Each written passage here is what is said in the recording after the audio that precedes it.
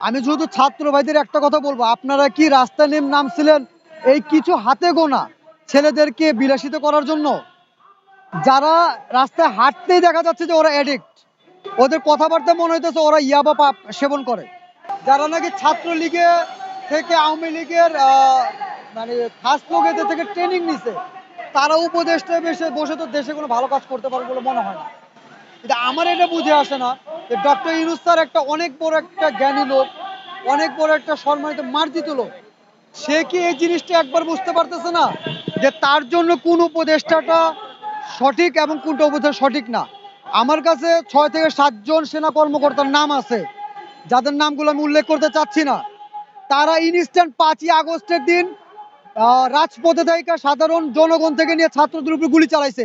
তারা তো তাদের ওই পদ পজিশনই আছে, কেউ মেজর, কেউ জেনারেল, কেউ ব্রিগেডিয়ার, কেউ আপনার আরো কর্নেল উচ্চ লেভেল পর্যায়ে আছে।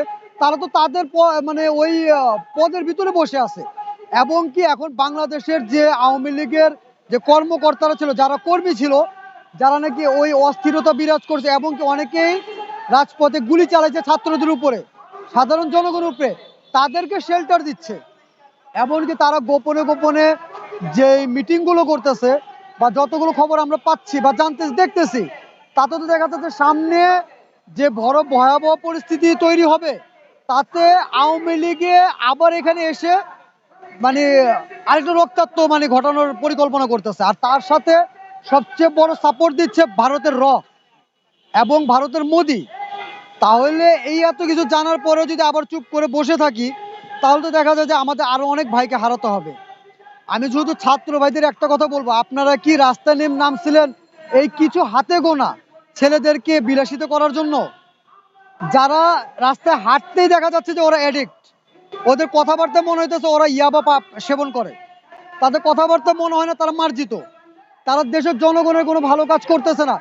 বাজার অস্থির করে তারা এখন সিন্ডিকেট থেকে কি টাকাই নিতেছে, না সিন্ডিকেটকে বলতেছে যে আবার করো, যে সাধারণ জনগণ যদি আবার বলে যে আওয়ামী লীগ সরকারই ভালো ছিল। কিন্তু আওয়ামী লীগ সরকারের সময় আমরা ভালো ছিলাম না, আজও নাই, আগামীতে আমরা তো ভালো থাকবো না, এটা আমরা শিওর জানি।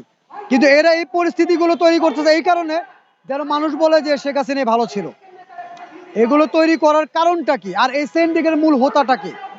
আর ডক্টর ইউনূস সাহেব কেন এখনো বসে থেকে এই সিন্ডিকেট যারা করতেছে, যারা মানুষকে কষ্টের ভিতরে ফালা রাখছে, বা যে উপদেষ্টারা এখনো নাস্তিক উপদেষ্টাদের নিয়োগ দেয়, তাদের বিরুদ্ধে কেন সে কঠোর পদক্ষেপ নেয় না? এটা আমার হলো কি 1 নম্বর প্রশ্ন। আমি এর আগেও বলে গেছি, আমি কিছুদিন আগেও বিগত 5 তারিখে সম্ভবত গত 5 তারিখে আমি কিছু কথা বলে গেছি এখানে, যে আওয়ামী লীগ বাংলাদেশে বড় একটা দল, এই দেশে রাজনীতি করার অধিকার রাখে, কিন্তু তাদের দ্বারাই দেশ ব্যর্থ। কিন্তু আমার কথাগুলো কাটছিট করে তারা লাগাইছে আমি নাকি আওয়ামী লীগকে মানে রাজনীতি করার অধিকার রাখে, এই কথাটাকে টিকটক বানাইছে।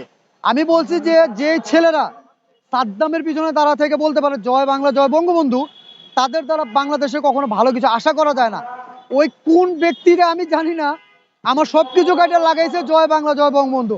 আমি অতীতেও কখনো জয় বাংলা জয় বঙ্গবন্ধু স্লোগান দেই নাই, আজও দেব না, মরার আগ পর্যন্ত দিব না। কেননা যে সরকার ছাত্র থেকে নিয়ে সাধারণ জনগণ তাদেরকে গুলি করে হত্যা করতে পারে, এবং যে রেমিটেন্সের টাকা দিয়ে বাংলাদেশ চলে, তাদেরকে চোর বলতে পারে, সেই আওয়ামী লীগ আল্লাহ যেন আমাকে কখনো না করায়। কেননা আমি মুসলিম,